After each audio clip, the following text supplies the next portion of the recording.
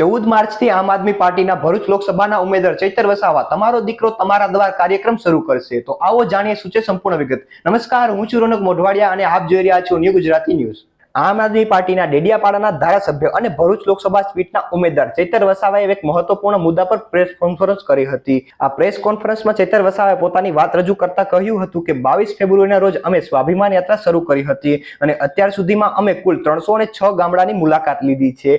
આ દરમિયાન સ્થાનિક લોકો સાથે સ્થાનિક મુદ્દાઓ અને સમસ્યાઓ પર ગંભીરતાપૂર્વક ચર્ચા કરી છે. અમે જોયું છે કે ઘણી બધી જીઆઈડીસી હોવા છતાં પણ સ્થાનિક યુવાનોને રોજગાર મળતો નથી. જીએમડીસી માટે જે ગામડા સંપાદિત કરવામાં આવ્યા છે તેને યોગ્ય વળતર પણ ચૂકવવામાં આવતું નથી. હાલ લિગ્નાઇટ પ્રોજેક્ટમાં વધુ 2 ગામ સંપાદિત કરવાની યોજના ચાલી રહી છે. આ વિસ્તારમાં નેશનલ હાઈવે માટે 32 ગામોની જમીન ગઈ છે. તેમને પણ આજ દિન સુધી વળતર ચૂકવવામાં આવ્યું નથી અને જે લોકોને વળતર ચૂકવવામાં આવ્યું છે તે લોકોને નવસારી, સુરત અને વલસાડ જેટલું વળતર ચૂકવવામાં આવ્યું નથી. આ સિવાય નળ સે જળ યોજના હોય, ટ્રાઇબલની યોજના હોય, આયોજન અધિકારીની યોજના હોય કે નગરપાલિકાની યોજના હોય, આ તમામ યોજનાઓમાં ખૂબ જ મોટો ભ્રષ્ટાચાર થયો છે.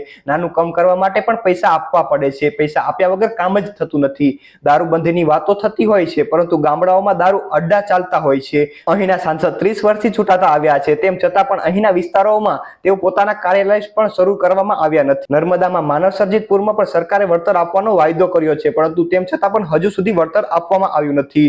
અત્યાર સુધીમાં 62 કરોડ 33 લાખનું વળતર ચૂકવવામાં આવ્યું છે અને આમ લાગે છે કે સરકાર ભય, ભ્રમ અને ભ્રષ્ટાચારથી ચાલે જ છે. આજે 21મા દિવસે અમે સ્વાભિમાન યાત્રાનું સંપાદન કરીએ છીએ. આવતીકાલથી તમારો દીકરો તમારા દ્વાર નામનું મારું કાર્યક્રમ શરૂ થશે, જેમાં અમે અનેક ગામડાઓ અને શહેરોમાં પહોંચીશું. તમારો દીકરો તમારા દ્વાર નામના કાર્યક્રમ દ્વારા અમે ડોર ટુ ડોર કાર્યક્રમ કરવા જઈ રહ્યા છીએ. 21 દિવસ સુધી ચાલેલી સ્વાભિમાન યાત્રા દરેક ગામો અને ખૂબ જ પ્રેમ મળ્યો છે અને આવકાર પણ મળ્યો છે તથા લોકો અમને આવનારી ચૂંટણીમાં સમર્થન પણ આપ્યું છે. આદિવાસી સમાજ, મુસ્લિમ સમાજ, રાજપૂત સમાજ કે પટેલ સમાજ, જે તમામ સમાજે અમને સમર્થન પણ આપ્યું છે. તો આવી જ નવી માહિતી અને સમાચાર જોવા માટે જોતા રહો ન્યૂ ગુજરાતી ન્યૂઝ.